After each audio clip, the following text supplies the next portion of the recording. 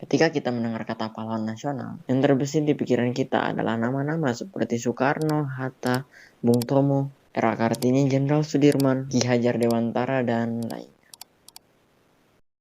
Namun kali ini kita akan membahas sosok pahlawan nasional yang ada dalam uang Rp1.000 dan tidak lain dan tidak bukan Pattimura.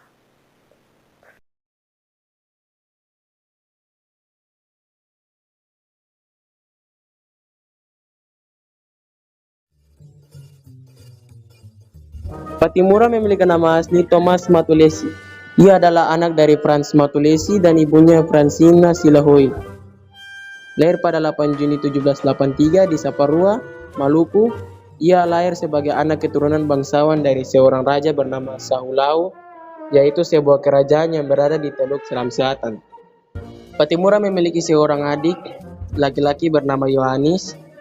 Pattimura kemudian menerima pelatihan militer dari pasukan Inggris dan mencapai pangkat mayor. Namun sayangnya pada tahun 1810, Pulau Maluku diambil alih Belanda oleh Inggris. Kedatangan bangsa-bangsa Eropa disebabkan karena mereka mencari sebuah rempah-rempah yang tidak ada di negara manapun dan hanya ada di satu pulau kecil di Maluku yang bernama Banda. Dan rempah-rempah yang mereka cari tidak lain dan tidak bukan pala. Bangsa-bangsa Eropa yang memperebutkan pala di antaranya Spanyol, Portugis, Inggris, dan Belanda. 4 negara inilah yang berlomba-lomba berlabuh di Maluku untuk mendapatkan rempah-rempah. Pertanyaannya, mengapa 4 negara ini benar-benar tergila-gila dengan pala ini? Pada faktanya, pala pada zaman itu menjadi barang paling mahal di dunia. Setengah kilogram pala pada zaman tersebut setara dengan 7 ekor sapi. Pencarian rempah-rempah inilah yang menjadi awal mula penjajahan di Maluku.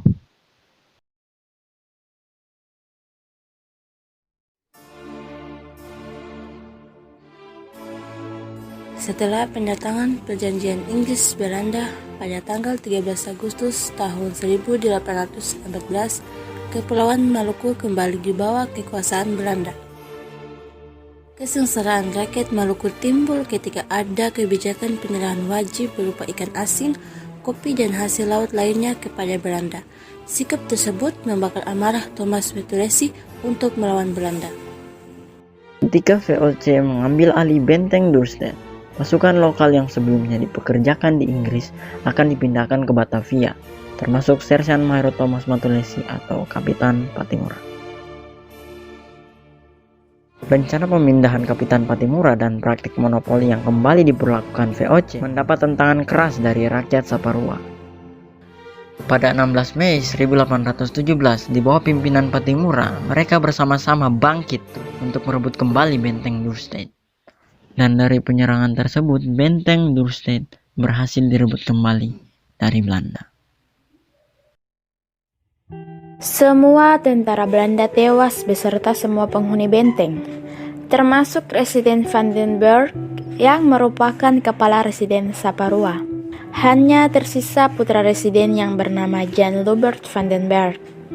Jatuhnya benteng Dorset ke tangan rakyat Saparua mampu mengorbankan semangat perlawanan dari berbagai wilayah di Maluku.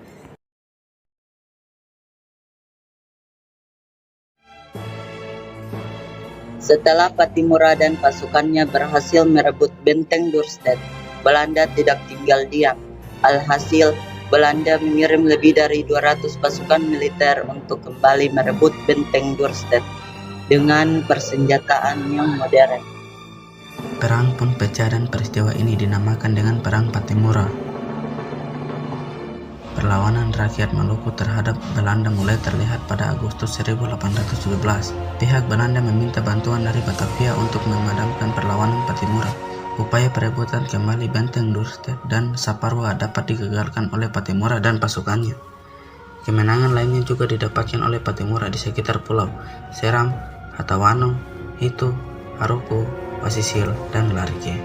Pertempuran-pertempuran yang hebat melawan angkatan perang Belanda di darat dan di laut dikoordinasi Kapitan Pattimura yang dibantu oleh para panglimanya, antara lain Melchior Kesaulia, Antoni Rebok, Philip Latumahina, dan Ulupaha. Pertempuran yang menghancurkan pasukan Belanda tercatat seperti perebutan benteng Belanda Duurstede, pertempuran di pantai Waisisil dan Jazirah Hatawano, Aulat, Jazirah Hitu di Pulau Ambon, dan Seram Selatan. Perang Pattimura hanya dapat dihentikan dengan politik adu domba, tipu muslihat, dan bumi hangus oleh Belanda. Kala itu, Belanda melancarkan operasi besar-besaran. Usai kejadian tersebut, bahkan Belanda berhasil mempengaruhi beberapa tokoh rakyat yang dirasa tidak menyukai Pattimura, termasuk Raja Negeri Booi di Saparua, Maluku, yang selama ini mati-matian dibelanya. Akibat pengkhianatan dan informasi dari mereka, strategi Pattimura pun diketahui Belanda dan bisa dipatahkan. Akhirnya Kapitan Pattimura berhasil ditangkap Belanda di Siri Sora dan dibawa ke Ambon pada 11 November 1817. Kala itu, Belanda menawarkan kerjasama kepada Pattimura. Namun Pattimura menolak mentah-mentah ajakan tersebut. Pada akhirnya, pengadilan kolonial Belanda lantas menjatuhkan hukuman gantung kepada Pattimura. Sehari sebelum hukuman tersebut, Belanda masih tetap membujuk Pattimura. Namun karena keteguhan hati dan api semangat kepahlawanan yang masih berkobar, Pattimura tetap menolak bujukan Belanda. Hari-hari terakhirnya dihabiskan bersama 3 orang tokoh lainnya, Antoni Rebok, Said Perintah, dan Philip Latumahina, di dalam penjara Benteng Victoria. Mereka menghabiskan hari-hari terakhir dengan renungan, pikiran mereka melayang-layang ke sanak saudara. Kebebasan yang mereka inginkan menyebabkan banyak korban yang berjatuhan. Namun kini, mereka akan kembali ditindas oleh kaum penjajah. Tanggal 16 Desember 1817, tibalah dari hari eksekusi. Pagi-pagi sekali, 4 orang pemimpin itu diperintahkan untuk bersiap-siap. Tidak terlihat kecemasan pada wajah Pattimura dan rekan seperjuangannya itu, karena hari sebelumnya para pemuka agama datang mengunjungi dan menemani mereka di dalam sel sambil memanjatkan doa. Di lapangan depan Benteng Victoria, tiang gantung telah disiapkan. Para algojo pun telah berdiri di sampingnya. Menunggu korbannya tiba, sejumlah besar tentara dipersiapkan, baik di sekitar lapangan eksekusi maupun di pantai untuk menghalau segala bentrokan yang mungkin terjadi. Rakyat Maluku pun telah berkumpul, berusaha melihat para pemimpin mereka untuk terakhir kali. Sekitar pukul 7, Pattimura dan para terhukum lainnya tiba dengan tangan terikat dan penjagaan yang amat ketat. Setelah itu barulah mereka ditempatkan di depan tiang gantungan.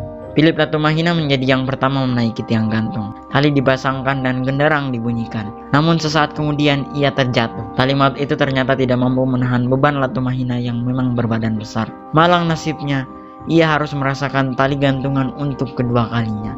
Beberapa detik kemudian nyawanya pun melayang. Setelah Latumahina berturut-turut Antoni Rebok dan Said Perintah menaiki tiang gantung. Setelah genderang dibunyikan, nyawa keduanya dengan cepat terlepas. 3 orang pejuang telah berpulang. Kini tibalah giliran sang panglima tertinggi Maluku berhadapan dengan tiang gantungan. Dari atas tempat eksekusi, ia bisa melihat puluhan musuh yang sangat ingin ia hancurkan sedang menontonnya. Sementara di kejauhan, ia menatap rakyat Maluku yang hendak ia bebaskan meski gagal. Saat Algojo memasangkan tali di lehernya sambil mengarahkan pandangannya ke arah hakim-hakim Belanda, Pattimura mengucapkan kata-kata terakhirnya. Pattimura tua boleh sirna, tapi akan bangkit Pattimura muda untuk meneruskan perjuangan ini.